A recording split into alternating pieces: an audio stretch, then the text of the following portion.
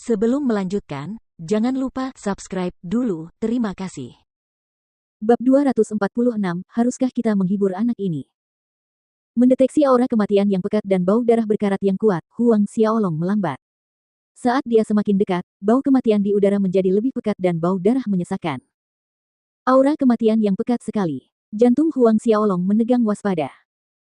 Kepadatan aura kematian ini hanya dapat terbentuk dari beberapa ratus ribu orang yang meninggal di tempat yang sama, bahkan mungkin jutaan. Jadi, hanya ada satu kemungkinan, area di depan adalah medan perang.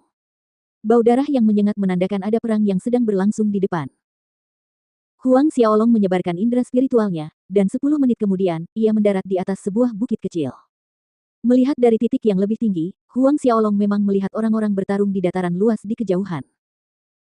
Dibedakan oleh warna merah dan kuning, dua pasukan, bersenjata lengkap dengan pedang dan tombak, terlibat dalam pertempuran sengit, kuda jantan meraung dari jarak ratusan mil, jeritan mengerikan diselingi dengan raungan yang mengamuk. Teriakan perang mengguncang langit, aura kematian dan bau darah pekat berkumpul di atas medan perang menjadi gumpalan awan merah gelap, awan roh orang mati.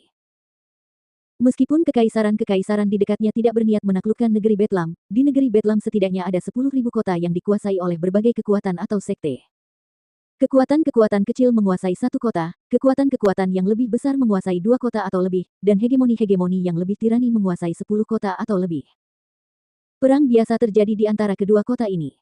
Saat ini, penguasa sebuah kota bisa jadi adalah keluarga tertentu, tetapi ketika matahari bersinar besok atau bulan depan, penguasa kota itu bisa saja telah diganti.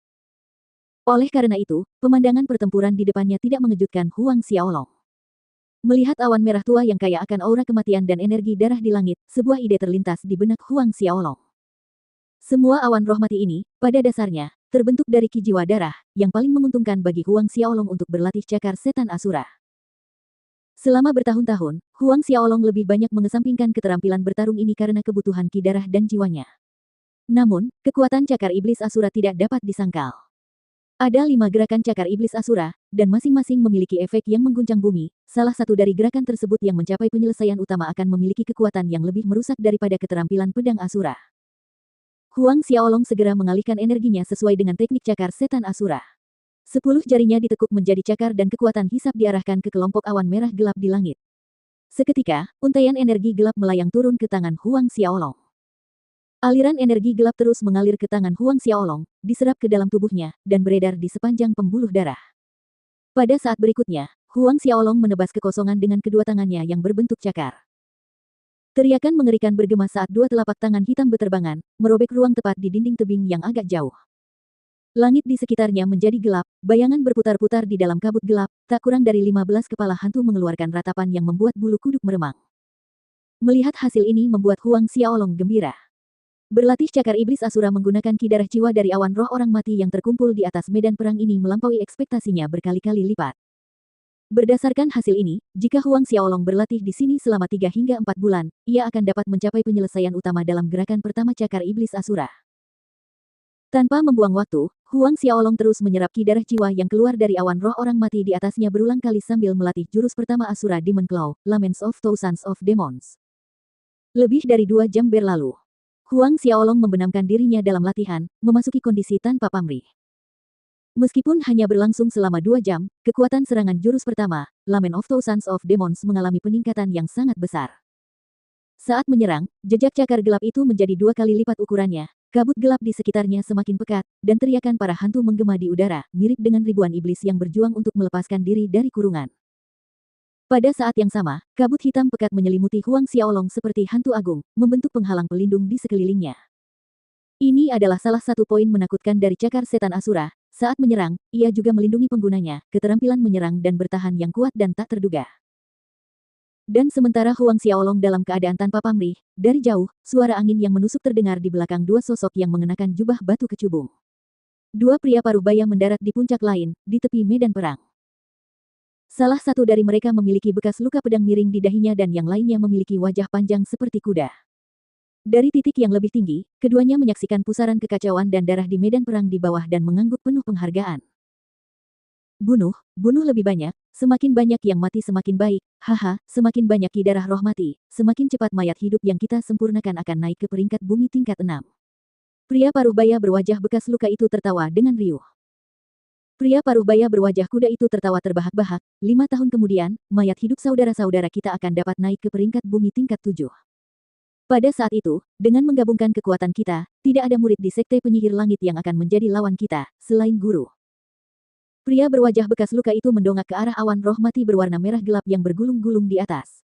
Tiba-tiba alisnya menyatu, ada yang salah. Koki darah roh mati jauh lebih sedikit dari biasanya. Mendengar seruan pria berwajah bekas luka itu, pria berwajah kuda yang tinggi itu bergegas melihat ke langit di atas dataran yang luas. Hanya dengan sekali pandang, dia tahu bahwa ki darah roh mati memang jauh lebih sedikit. Keduanya datang untuk mengumpulkan ki darah roh mati kemarin juga. Ketika mereka pergi, awan merah gelap di atas jauh lebih banyak dari ini, dan hari ini, kedua pasukan terus bertempur, ki darah roh mati seharusnya terkumpul lebih banyak. Ada sesuatu yang mencurigakan terjadi. Di medan pertempuran yang sedang berlangsung ini, aura kematiannya kuat, dan secara umum ki darah roh orang mati dapat bertahan dalam jangka waktu lama di dataran tinggi. Ternyata ada seseorang yang menyerap ki darah roh orang mati. Pada saat berikutnya, pria paruh baya berwajah kuda itu melihat bahwa di dalam awan di atas ada beberapa ki darah yang diserap, mengalir menuju puncak lainnya. Melihat ini, pria paruh baya berwajah bekas luka itu mencibir dingin. Sebenarnya ada seseorang yang tidak takut mati. Mereka berani datang ke medan perang hantu ini mencoba merebut ki darah roh orang mati dari kita. Karena seseorang mencari kematian, maka kita akan memenuhi keinginannya. Dia terbang tanpa sepatah kata pun, berubah menjadi gumpalan asap hitam, melayang menuju puncak tempat Huang Xiaolong berada. Pria berwajah kuda itu segera menyusul. Dari kejauhan, kedua pria itu menyaksikan Huang Xiaolong berlatih cakar setan Asura. Tangannya melambai, merobek ruang, memunculkan banyak hantu yang meratap. Mereka saling berpandangan dan melihat keterkejutan terpantul di wajah masing-masing.